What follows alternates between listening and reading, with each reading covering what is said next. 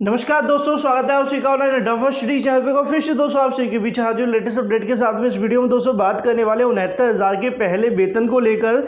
साथ ही दूसरी तरफ बात करें मंत्री जी की तरफ से जो स्पष्टीकरण मिला है उसके बारे में हम बात करेंगे, आपको दिखाएंगे भी। साथ ही 22,000 सीटों को लेकर बहुत सारे अभ्यर्थी परेशान रहते हैं, नई चयन सूची के बारे में, काउंसलिंग को लेकर और 36,590 विद्यालय आवंटन के बारे में वन बाय वन सारी अपडेट हम कवर करते हैं। चलिए दोस्तों वीडियो शुरू करते हैं। India largest learning platform Unacademy लेकर आया टारगेट सीटर जनवरी 2021 के लिए कॉम्प्रिहेंसिव बैच कोर्स जो कि स्टार्ट हुआ 28 दिसंबर से। इसमें आपको कॉम्प्रिहेंसिव के साथ साथ इंपॉर्टेंट क्वेश्चंस भी मिलेंगे इंडिया के टॉप एजुकेटर्स के साथ। अगर आप टेट सीटेट की प्रिपरेशन करें तो आज ही ज्वाइन करें, लिंक वीडियो की डिस्क्रिप्शन में है। अगर आप टेट सीटेट की प्रिपरेशन करें तो अनअकैडमी आपके लिए लेकर आया सीटेट मेगा कार्निवल। 5 दिनों में 50 क्लास मिलेंगी, 50 एजुकेटर्स जो कि इंडिया के टॉप एजुकेटर्स होंगे, जिसमें आपको 23 से लेकर 27 तक आप फ्री क्लासेस को एक्सेस कर सकते हैं। साथ ही इन सभी फ्री क्लास को अनलॉक करने के लिए डाउनलोड कीजिए अनअकैडमी लर्निंग ऐप, उसमें कोड यूज करिए RRG TET और पाइए सब कुछ बिल्कुल फ्री।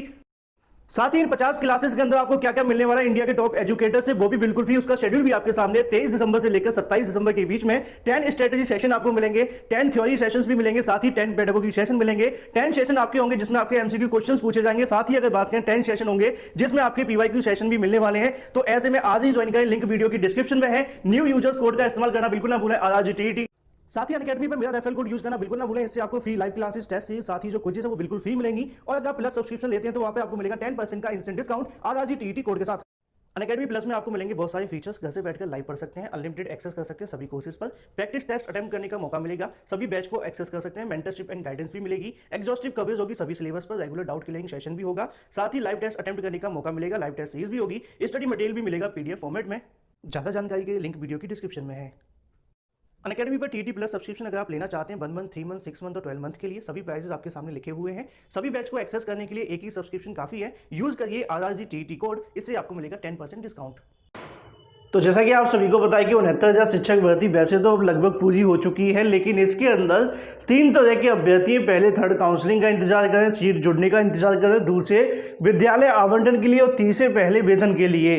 तो सारी अपडेट को हम कवर करते हैं, लेकिन उससे पहले आप सभी को बताना चाहूँगा एक मामला है 22,000 सीटों से संबंधित।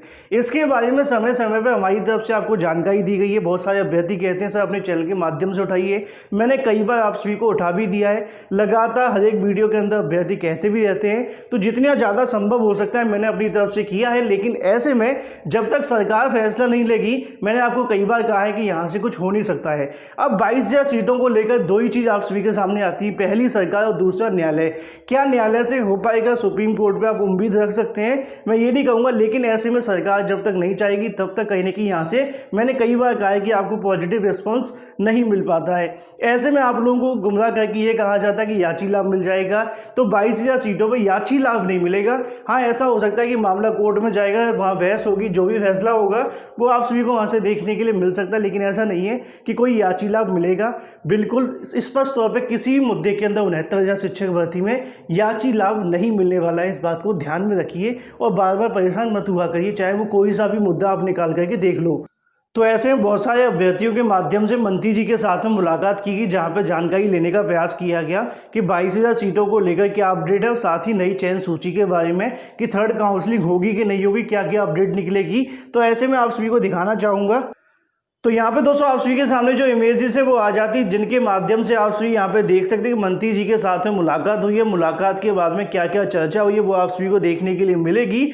2 इमेजेस आप सभी के सामने आ जाती हैं, दोनों के अंदर ज्ञापन दिया गया है। ज्ञापन के अंदर जानकारी लिखी है वो आप सभी को बताना चाहूँगा। पहला मुद्दा है 22,000 सीटों के लिए और दूसरा है नई चयन सूची के बारे में। तो ऐसे में कहीं ना कहीं मंत्री जी की तरफ से यहाँ पे कहा गया कि थर्ड काउंसलिंग अवश्य होगी जब तक एक एक सीट यहाँ पर नहीं भर जाती है। तो ऐसे में अच्छी अपडेट आप सभी के लिए। साथ ही उनकी तरफ से यहाँ पे ये भी कहा गया कि जैसी 36,590 का विद्यालय आवंटन होगा उसके बाद में यहाँ से आपको थर्ड काउंसलिंग की जो प्रक्रिया है वो देखने के लिए मिल जाएगी। अब ऐसे में आप सभी को बस इंतजार करना है विद्यालय आवंटन का।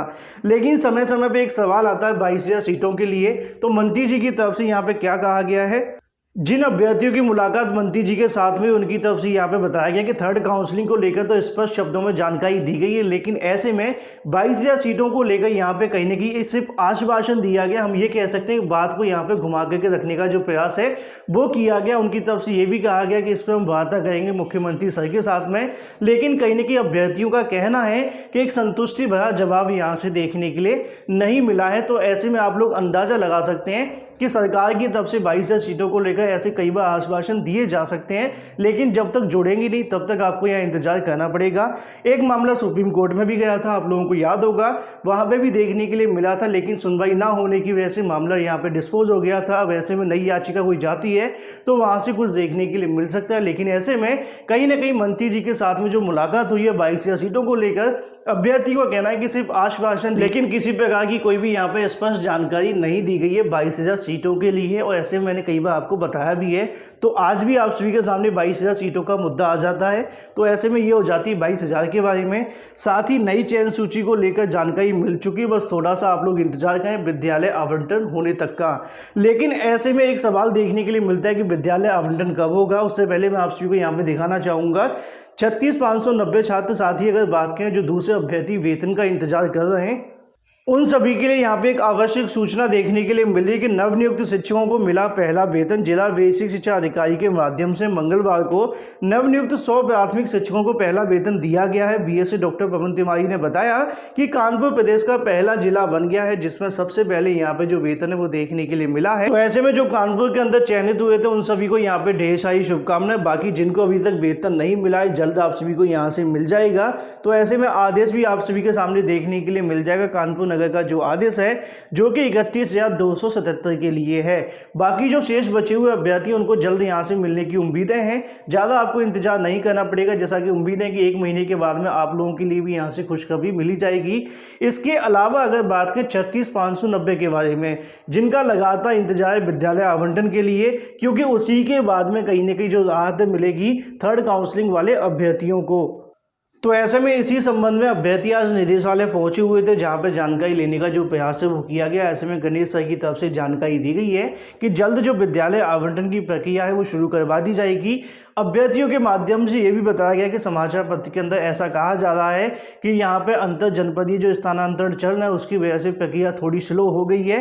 तो उनकी तरफ से बताया गया कि मामला जो है 36,590 साथ ही 31,000 के संशोधनों को लेकर देखने के लिए मिल रहा है। उनका ये भी कहना है कि बीएसए के माध्यम से जो अभ्यर्थी ने प्रत्यावेदन दिए उनको यहाँ पे इलाहाबाद भेजा जा रहा है। ऐसे में यहाँ पे आकर उनकी पुष्टि की जा रही है। पुष्टि होने के बाद में तब यहाँ से उनको हरी झंडी मिल रही है, उसके बाद में नियुक्ति पत्र दिए जा रहे हैं। इस वजह से यहाँ पे कहीं ना कहीं प्रक्रिया के अंदर समय लग रहा है। तो ऐसे में वो मामला अलग है, ये मामला अलग है, इससे कोई फर्क नहीं पड़ता है। तो ऐसे में उनकी तरफ से यहाँ पे ये कहा गया कि जैसे ये मामला क्लियर होता है आपके संशोधनों का, क्योंकि इस बार विभाग चाहता है कि एक साथ सबको यहाँ पे जो नियुक्ति पत्र वो दिए जाए और उसके बाद में जो रिक्त पदों पर खाली सीटें बचेंगी वो थर्ड काउंसलिंग के लिए देखने के लिए मिलेंगी। तो ऐसे में कहीं ना कहीं आज भी 36,590 को लेकर इस बात की बिल्कुल भी पुष्टि नहीं हुई है कि यहाँ पे ट्रांसफर की वजह से आपका मामला डिले हो रहा है। लेकिन जो मामला डिले होने का रीजन है वो सिर्फ इतना है कि संशोधन वाले अभ्यर्थियों की वजह से अभी कहीं ना कहीं फैसला लिया जा रहा है। जल्द आप सभी को यहाँ से जो अपडेट है